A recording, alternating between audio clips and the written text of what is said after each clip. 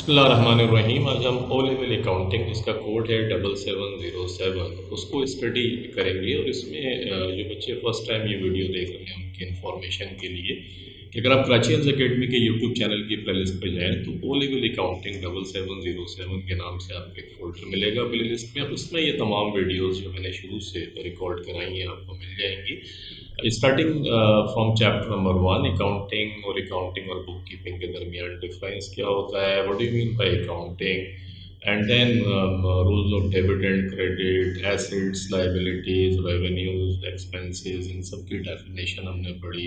Accounting equation को हमने study किया। और अभी जो हम चैप्टर नंबर 3 पढ़ रहे हैं ये इन्वेंट्री से रिलेट्स करता है। इसके ऑलरेडी 3 लेक्चर्स जो है मैं ऑलरेडी रिकॉर्ड करा चुका हूँ। आज हम इसको सम अप करेंगे इन्वेंट्री को। ये 30th एडिशन है फ्रैंकवुड की किताब का, तो आप भी इसको डाउनलोड कर लें ताकि जो मैं पढ़ा रहा हूँ आपके पास भी मौजूद हो। And it's very important to learn the things from the basic, because you know if your basic is strong then you can study all the things easily. लेकिन अगर आपकी बेसिक के अंदर ही प्रॉब्लम्स है, I give you an example, एक थोड़ा सा जोक है, आपको मज़ा आएगा कि एक CFO, chief financial officer of a company, now your अभी आप पढ़ रहे हैं इंशाल्लाह when you will be qualifying all your exam whatever you would like to B.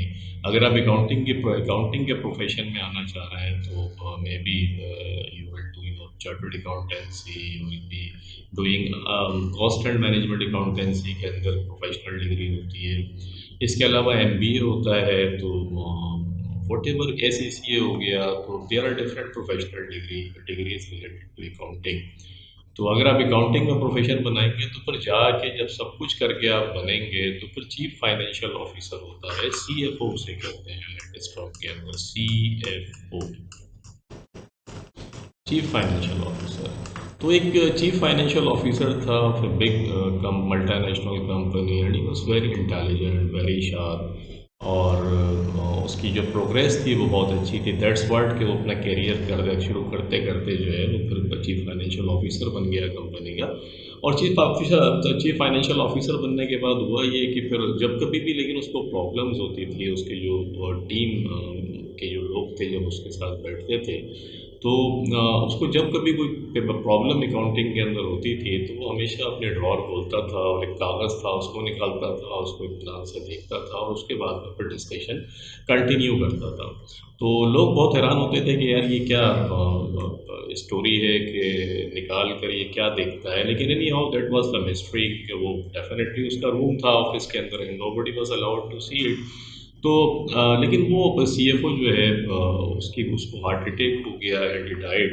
बाद में उसकी जब ड्रॉर खुली और वो जो कागज़ देखा लोगों ने तो वो ये था कि rules of debit and credit, कि डेबिट कब करेंगे एसेट को, लाइबिलिटीज़ को डेबिट क्रेडिट कब करेंगे, एक्सपेंसेस को डेबिट क्रेडिट कब करना है, रेवेन्यूज़ को डेबिट एंड क्रेडिट कब करना है। तो वो जो 5 बड़े बड़े एलिमेंट्स हैं, एसेट्स हो गया, वो आपकी इक्विटी हो गई, ओनर्स इक्विटी हो गई, आपके रेवेन्यूज़ हो गए, एक्सपेंसेस हो गए, लाइबिलिटी आपकी हो गई, ये डेबिट क्रेडिट कब होगा। तो definitely whatever you are studying right now, I told you कि अकाउंटिंग इज़ नॉट कोई बहुत डिफ़िकल्ट किस्म का सब्जेक्ट नहीं है। Your mother does accounting, your father does accounting, whether they studied accounting or not. When your mother prepares the budget, your father, आपकी जो भी अर्निंग होती है सोर्स है आपका, तो मुझे बजट बनाया जाता है घर के अंदर, how much would be spend on your education, how much would be spend on the kitchen, and how much would be spent on the entertainment side, and how much would be on the maintenance of the house, whatever it is, and what is your plan in the future, what you are going to buy it. So definitely you have to plan the money, how the money, from where the money is coming first, very important thing, and how you are going to spend it. So whatever you do, or in whatever way you record it or you write it, आप किसी भी जगह अगर लिख रहे हैं तो actually you are using the concept of accounting. हालांकि आपने अकाउंटिंग नहीं पढ़ी है तो that's what the beauty is that कि अकाउंटिंग को इतनी डिफ़िकल्ट नहीं है कि आप उसको समझ सकें, बिकॉज जिन्होंने नहीं पढ़ा वो भी तो इन्हीं कंसेप्ट को इस्तेमाल कर रहे हैं। या the only difference is that कि you are studying accounting in a formal way. In a formal way means कि यू आर लर्निंग कि जब डिफरेंट किस्म की ट्रांजेक्शन्स होती हैं बिजनेस के अंदर तो उससे कैसे लिखना है। मैं आपको इन्वेंट्री का एग्जाम्पल जो हम पढ़ रहे थे देता हूँ कि अगर मैंने अकाउंटिंग नहीं पढ़ी है और मेरी कोई गारमेंट्स की शॉप है तो मैं जितनी भी गारमेंट्स खरीदता हूँ बेचने के लिए, वो मैं कागज़ एक रजिस्टर के ऊपर लिख लूँगा कि यार ये मैंने इतनी शर्ट्स खरीदी, इतनी ये सब कुछ खरीदा, मैं उनको शर्ट्स और गारमेंट्स का नाम दे के लिख लूँगा। लेकिन बिकॉज मैं एक दूसरा शख्स जो अकाउंटिंग पढ़ रहा है, उसे पता है कि ये जो जो कुछ भी फॉर रीसेलिंग के लिए, कि जो कुछ भी हम खरीदते हैं with the intention of reselling, इसे हम परचेजेस कहते हैं। और ये इन्वेंट्री होती है हमारी। इन्वेंट्री को क्या करेगा, वो इसको स्पेसिफिक टी अकाउंट, जैसे लेजर अकाउंट कहते हैं, उसकी debit side left hand side के ऊपर जब इस पे इंक्रीज होगा तो उसको रिकॉर्ड करेगा परचेजेस के नाम से। इसका टी अकाउंट बनाएगा। Now this is the formal way, because you are writing in a very formal way. Now this is the difference between you and a person who did not study accounting. Both are doing the accountancy. The only difference is that कि वो जिस शख्स ने accounting नहीं पढ़ी, वो accounting के concept तो इस्तेमाल कर रहा है, लेकिन वट एवर ही और she has written cannot be understood by other person. That's the main problem, कि वो दूसरा आदमी उसको नहीं समझ सकता। Whereas if you are living in Pakistan and doing accountancy or writing the business transactions in a formal way which you are studying right now, a person who is sitting in America or whatever the part of the world, आप जब उसको भेजेंगे, if you send the same things to him or her, they will be easily understanding the things because they understood, they learned the same principles which you are studying or learning here. So this is the point which I would like to tell you कि accounting is not very difficult in a business हम सब समझते हैं क्या होता है, पैसा कैसे कमाया जाता है, जो चीज़ें खरीदेंगे उनको प्रॉफिट के ऊपर बेचना है, ये हम सब देख रहे होते हैं। टीवी के कमर्शियल्स हम देख रहे होते हैं डिफरेंट कंपनीज़ के, जो अपनी प्रोडक्ट्स जो आपको इंट्रोड्यूस करा रही होती हैं। और जब आप मार्केट के अंदर जाते हैं तो यू बाय, यू शॉपिंग, आप जाते हैं, आप पैसे खर्च करते हैं, यू बाय द थिंग्स। तो ये सब कुछ हम कर रहे होते हैं, तो it's not unfamiliar to us, लेकिन हमें सिर्फ फॉर्मल वे सीखना है इसका। तो हमारा ये तीसरा जो चैप्टर था इन्वेंट्री का, जिसमें हमने लास्ट टाइम देखा कि इन्वेंट्री को हमने समझा कि इन्वेंट्री हमारा एसेट होता है, और एसेट होने के बाद में इन्वेंट्री में इंक्रीज जब होता है तो इंक्रीज दो चीज़ों की वजह से होता है। एक तो परचेजेस, तो इन्वेंट्री में जो इंक्रीज होगा उसको हम परचेजेस के अंदर रिकॉर्ड कराएंगे। और परचेजेस के अलावा रिटर्न्स इनवर्ड, जो माल हमने बेचा था, वो बेचा हुआ माल कस्टमर्स को अगर वापस आ रहा है तो हम कहेंगे कि रिटर्न्स इनवर्ड है।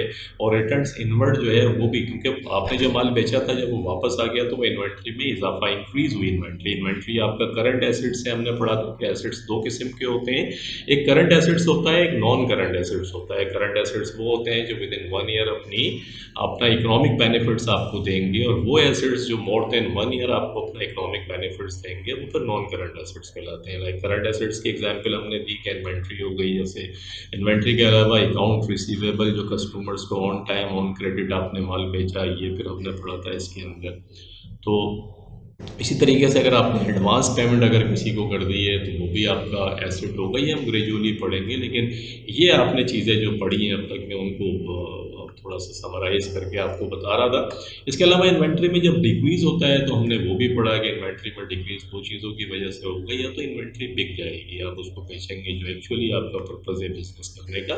तो इन्वेंट्री में जब रिडक्शन होती है तो वो सेल्स की वजह से होती है, और सेल्स आपका रेवेन्यू है।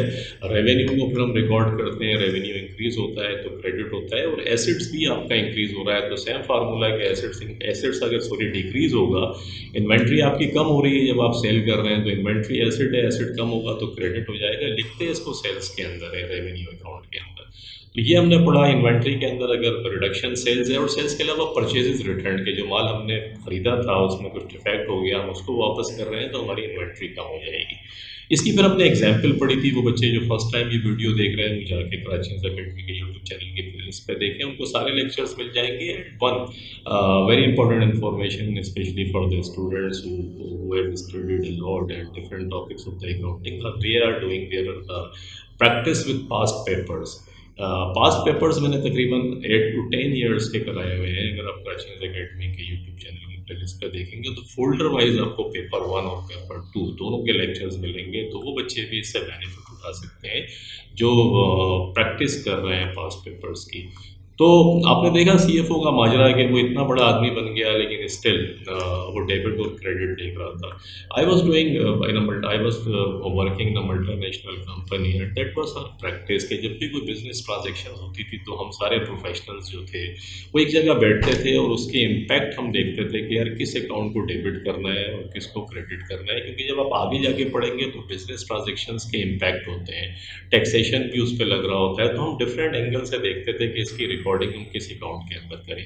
तो the same principle you are studying over here will be applied in the practical field. इंशाल्लाह you will be doing your professional qualification coming in the corporate world and you will be doing all of the things practically. तो उसके लिए ज़रूरी है कि आपके concept अच्छे हों। तो सीएफओ की तरह आप भी एक कागज़ रख सकते हैं ऑन अ लाइटर बोर्ड, लेकिन आप अच्छा है अभी से याद कर लें ताकि आपके जहन में बैठ जाए कि कब किसको डेबिट करना है और कब किसको क्रेडिट करना है। तो इन्वेंट्री की जो चीज़ें थी आज हम उस चैप्टर को सम अप करते हैं। इन्वेंट्री में दो बड़ी इंपॉर्टेंट चीज़ें हैं जो एंड कर रहा है इसके अंदर। एक तो परचेजेज है, परचेजेज की नई टर्म हमने सीखी थी कि इन्वेंट्री अगर इंक्रीज होती है तो उसे परचेजेज में रिकॉर्ड करते हैं, और अकाउंटिंग के अंदर इसका एक स्पेसिफिक मीनिंग है जो मैं आपको बताता हुआ आ रहा हूँ कि what ever business you do, जो भी चीज़ें जिस चीज़ का आप बिजनेस कर रहे हैं और वो बिजनेस आपका डेफिनेटली अगर आपका गारमेंट्स शॉप है तो आपका गारमेंट्स आप खरीदते हैं और बेचते हैं, तो जितनी भी गारमेंट्स आप खरीद रहे हैं with the intention of reselling, वो अकाउंटिंग की ज़बान में उसको इन्वेंट्री, और फिर जब उसको रिकॉर्ड करते हैं तो उसे परचेजेज अकाउंट के अंदर, जब वो बिकेगा तो उसे सेल्स में रिकॉर्ड करेंगे। इसी तरीके से अगर आपका कार का शोरूम है तो जितनी कार्स आप खरीदते हैं सारी की सारी वो गुड्स मटेरियल मर्चेंडाइज, ये मैं टाइम एंड अगेन रिपीट कर रहा हूँ, वेरी इंपॉर्टेंट कंसेप्ट याद रख लें कि जो भी चीज़ जिस चीज़ का आपका बिजनेस है और उसे आप खरीद रहे हैं with the intention of reselling, तो वो गुड्स मटेरियल मर्चेंडाइज कहलाता है।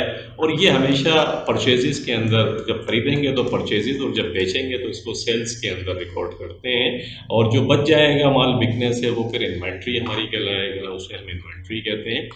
और इन्वेंट्री हमारा करंट एसेट्स होता है, सेल्स हमारा रेवेन्यू है, परचेजेस हमारा कॉस्ट अकाउंट है, ये भी याद कर लें।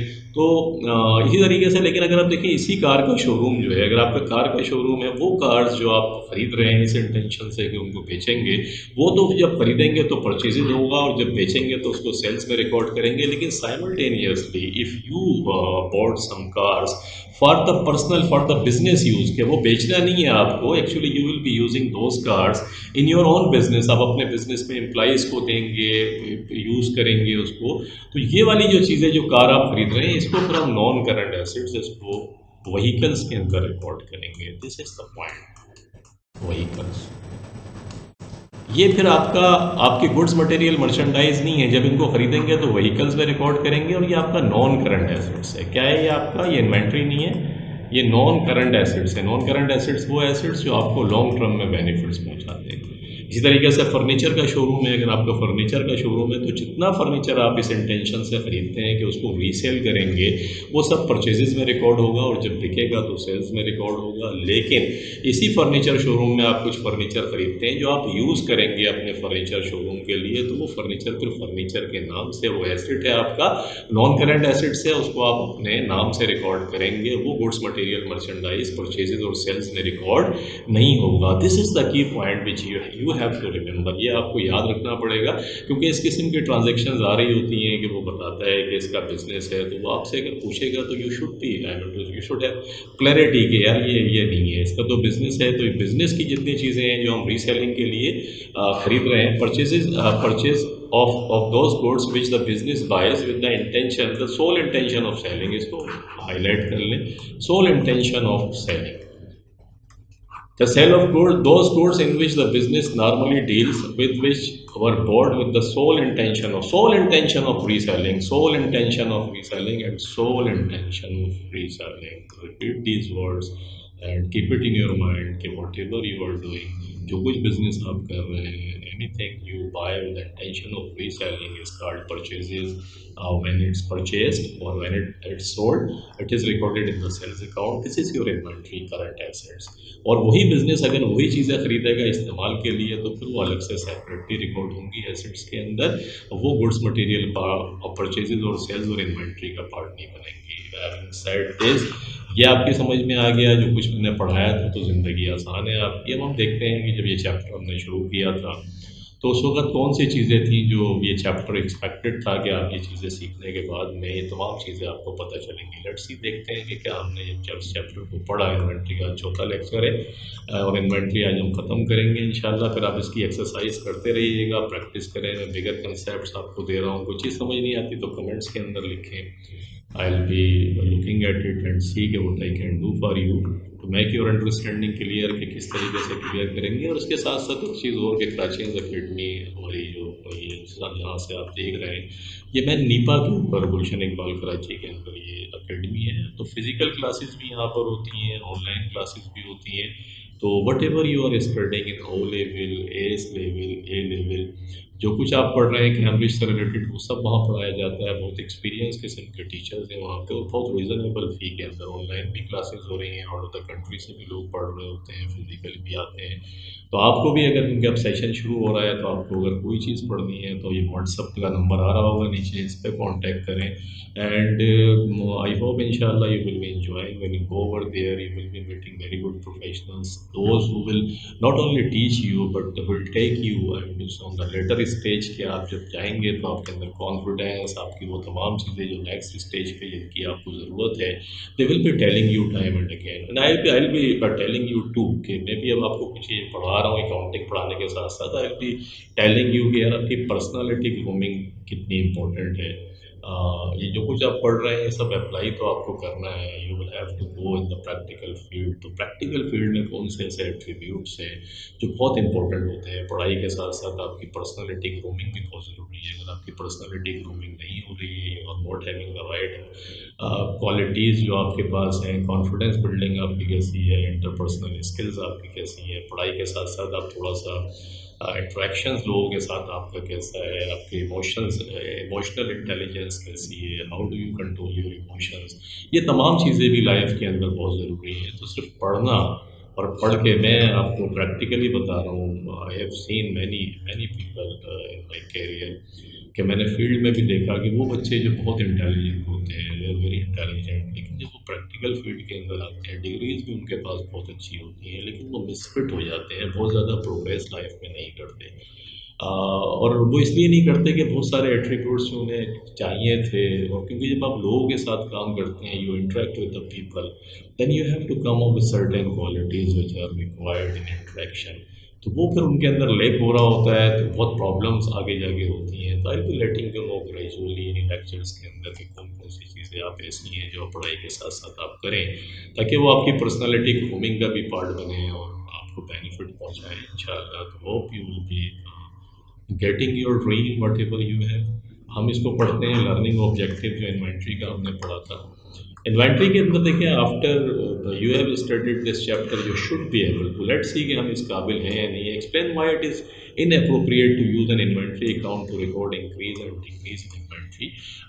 क्यों इनअप्रोप्रिएट है? इन्वेंट्री तो ये कहलाती है, लेकिन इनअप्रोप्रिएट क्यों है? हमने पढ़ा था कि इन्वेंट्री एक्चुअली हम क्या करते हैं, नॉर्मली इन्वेंट्री को कभी भी हम कॉस्ट के ऊपर, क्योंकि हम कोई बिजनेस कर रहे हैं तो कभी भी हम ये नहीं करेंगे कि उसको कॉस्ट के ऊपर ख़रीद के और बेच दें। इन्वेंट्री कॉस्ट के ऊपर ख़रीद कर हम कभी नहीं बेचते हैं, उसके ऊपर कुछ प्रॉफिट रख कर बेचते हैं। डेफिनेटली दैट्स मैन, आप पता है आप बिज़नेस कोई भी करेंगे तो आपकी इंटेंशन क्या होगी कि आप प्रॉफिट पे बेचेंगे। और कभी अगर जिस कीमत के ऊपर आपने ख़रीदा है अगर उससे कम पे बेचेंगे तो लॉस हो जाएगा। जैसे फॉर एग्जांपल एक चेयर, मैंने I gave you this practical example before, again I gave you एक चेयर आपने $100 की खरीदी, आपका फर्नीचर का शोरूम में, ये आपकी इन्वेंट्री हो गई। उसके बाद आपने इसको सेल करा। सेल अगर आप $120 के अंदर कर रहे हैं तो डेफिनेटली ये $20 आपका प्रॉफिट होगा। और अगर आप इसी $100 को $90 के अंदर बेच रहे हैं तो ये $10 आपका लॉस आ जाएगा। इसका मकसद ये हुआ कि जो कॉस्ट है उससे जब आप ज़्यादा के ऊपर बेचते हैं तो प्रॉफिट होता है, कम के ऊपर बेचते हैं तो फिर आपका लॉस आ जाता है। इन्वेंट्री को इसीलिए क्योंकि इन्वेंट्री एट कॉस्ट होती है, एट कॉस्ट होती है, तो इसको फिर हम क्या करते हैं, जब इसकी रिकॉर्डिंग कर रहे होते हैं तो इसकी रिकॉर्डिंग फिर हम अलग से करते हैं। जैसे मैं अभी बता के आ रहा हूँ कि इन्वेंट्री इंक्रीज अगर होगी तो फिर हम उसको परचेजेस के अंदर रिकॉर्ड करेंगे अगर हम खरीद रहे हैं, और जब बेचेंगे तो सेल्स में करेंगे। ये फिर आगे जाके मैं आपको और एक्सप्लेन करूंगा, लेकिन अभी राइट नाउ आप याद रखें कि इसलिए इन्वेंट्री के अंदर रिकॉर्ड नहीं करते क्योंकि हम प्रॉफिट के ऊपर बेच रहे होते हैं, और प्रॉफिट जो है वो सेल्स का पार्ट होता है। किसका पार्ट होता है? इन्वेंट्री का पार्ट नहीं होता। इन्वेंट्री एट कॉस्ट होती है, सेल्स के अंदर प्रॉफिट इंक्लूड है। सेल्स क्या है? इंक्लूड है प्रॉफिट के, और क्योंकि हम प्रॉफिट के साथ बेच रहे होते हैं जबकि इन्वेंट्री के अंदर प्रॉफिट इंक्लूड नहीं है। तो दिस इज़ द डिफरेंस के हम जब इजाफा होता है, और इसके बाद फिर हमने जब इसलिए इन्वेंट्री में रिकॉर्ड नहीं करते, जब इंक्रीज़ होता है बढ़ आते हैं खरीदते हैं तो परचेजेज में रिकॉर्ड करते हैं, और डिक्रीज़ होता है तो फिर हम सेल्स में रिकॉर्ड करते हैं अगर बेच रहे हैं। आगे कहते हैं describe the two causes of inventory increases. Inventory कब इंक्रीज होती है? तो हमने दो सूरतों में देखा। अगर हम कोई चीज़ बाय कर रहे हैं, खरीद रहे हैं, तो इन्वेंट्री बढ़ेगी, या हमने कुछ माल जो बेचा था वो whatever we have sold to our customers, if they are returning जो भी आइटम्स थे, गुड्स मटेरियल मर्चेंडाइज, वो जब वापस कर रहे हैं तो definitely you are receiving the inventory, तो आपकी इन्वेंट्री बढ़ जाएगी। ये सब पढ़ा हुआ है, लेक्चर्स देख लीजिएगा। Describe the two causes of inventory decreasing. Inventory कब डिक्रीज होती है ये भी हमने बहुत तफसील से पढ़ा कि इन्वेंट्री अगर बेचेंगे तो फिर डेफिनेटली वो हमारे पास से चली जाएगी, तो उसको हम सेल्स में रिकॉर्ड करेंगे। तो एक रीज़न उसकी सेल्स डिक्रीज उसकी सेल्स हो सकती है कि हमने बेचा। सेकेंड, जो माल हमने खरीदा था, परचेजेस रिटर्न जिसे हम कहते हैं, वो परचेजेस जो था उसको हमने वापस कर दिया अपने सप्लायर को, उसमें कुछ डिफेक्ट थे, उसे परचेजेस रिटर्न भी कहते हैं और रिटर्न्स आउटवर्ड भी कहते हैं। इसी तरीके से जो माल कस्टमर हमें कर रहा था उसे रिटर्न्स इनवर्ड कहते हैं, और इसे रिटर्न्स आउटवर्ड कहेंगे। ये सब लिखा हुआ है इसके अंदर, मैं पढ़ा भी चुका हूँ। तो परचेजेस और रिटर्न्स इनवर्ड जो है वो इंक्रीज हो गया, और सेल्स और रिटर्न आउटवर्ड परचेजेस रिटर्न ये फिर डिक्रीज की रीजन हो गई। Explain the difference between the purchases account and returns inward account.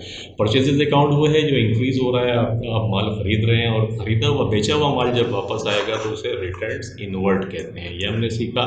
Explain the difference between sales account and returns outward account. में बता कर आ रहा हूँ, सेल्स का मकसद है आपने माल बेच दिया, और रिटर्न्स आउटवर्ड का मकसद है कि जो माल आपने खरीदा था उसको डिफेक्ट हो गया, उसको आप वापस कर रहे हैं, इसे परचेजेस रिटर्न भी कहते हैं। Explain how to record increase और decrease of inventory in the appropriate accounts. के अप्रोप्रिएट अकाउंट्स में कैसे रिकॉर्ड करें? हमने देखा था कि टी अकाउंट्स के अंदर परचेजेस, जब इन्वेंट्री इंक्रीज होती है, हम कोई चीज़ खरीदते हैं तो डेबिट साइड के ऊपर रिकॉर्ड करते हैं, और रिटर्न्स इनवर्ड, जो माल वापस आया वो भी डेबिट साइड के ऊपर रिकॉर्ड हो जाएगा क्योंकि इन्वेंट्री आपकी बढ़ रही है। और जब डिक्रीज होती है तो डिक्रीज को क्या करते हैं? डिक्रीज को सेल्स में रिकॉर्ड करते हैं क्योंकि इन्वेंट्री एसेट भी कम हो रहा है और रेवेन्यू भी आपका इंक्रीज हो रहा है, तो इसे सेल्स में क्रेडिट में रिकॉर्ड करते हैं। और रिटर्न्स आउटवर्ड, जो माल वापस कर दिया, परचेजेस रिटर्न या रिटर्न आउटवर्ड, उसे भी क्रेडिट के अंदर रिकॉर्ड करते हैं। ये हम सीख कर आए, हमने एग्जाम्पल्स भी देखी थी। Explain the meaning of the term purchases and sales is use in accounting. Accounting में कैसे यूज होती है? तो हर वो चीज़ जो with the intention of reselling आप खरीद रहे हैं वो परचेजेस में रिकॉर्ड होगी, दिस इज़ द पॉइंट। और हर वो चीज़ जिसको आपने बेचा और वही आपका मेन बिजनेस था, और जिसको ख़रीदा आपने इसलिए था विद द इंटेंशन के इसे प्रॉफिट पे रखकर बेचेंगे, आपका मेन बिजनेस है, उसे फिर सेल्स में रिकॉर्ड करते हैं। एक्सप्लेन व्हाट इज मेंट और when the term on time is used to describe the purchase और सेल्स। ऑन टाइम का मकसद हम पढ़कर आ रहे हैं, ऑन टाइम का मकसद है ऑन क्रेडिट, हमने पढ़ा था। ऑन क्रेडिट का मकसद है कि उधार, राइट नाउ पेमेंट नहीं हो रही है, बाद में होगी, या हम किसी को बेच रहे हैं ऑन टाइम तो वो भी पैसा हमें नहीं दे रहा है, और अगर हम खरीद रहे हैं तो हम नहीं दे रहे हैं। Explain the difference in accounting recording purchases on time as compare to recording purchases that are paid for immediate in cash. कि ऑन टाइम अगर परचेजेस कर रहे हैं तो एक लाइबिलिटी जनरेट होती है, लाइबिलिटी को क्रेडिट कर देते हैं, और अगर कैश में खरीद रहे हैं तो एसेट कम हो जाएगा, फिर कैश आपका क्रेडिट में। ये भी एग्जाम्पल हमने पढ़ी थी। Explain the difference in recording sales on time as compare to recording sales that are paid for immediately in cash. Again भी बात आ गई, अगर आप सेल्स कर रहे हैं, ऑन टाइम कर रहे हैं, तो फिर अकाउंट रिसीवेबल अकाउंट आपका डेबिट हो जाता है, हमने पढ़ा, और अगर कैश में कर रहे हैं तो फिर कैश डेबिट हो जाएगा आपका। तो these are the things which we studied in detail. ये चारों लेक्चर्स अगर आप देखेंगे तो हम ये सब पढ़ चुके हैं। तो होप इन्वेंट्री आपकी समझ में आई होगी। इन्वेंट्री के बाद में फिर इंशाल्लाह इस सिलसिले को आगे बढ़ाते हैं, और इन्वेंट्री के बाद फिर हम अभी तक जो हमने पढ़ा है वो सब आप देख लीजिएगा, बहुत इंपॉर्टेंट है बेसिक के लिए। और हम क्योंकि चैप्टर वाइज चल रहे हैं, डायल ट्राई में लेवल बेस के चैप्टर के हिसाब से मैं आपको कराता रहूँ, तो नेक्स्ट चैप्टर हम देखते हैं क्या है हमारा, उसको शुरू करते हैं।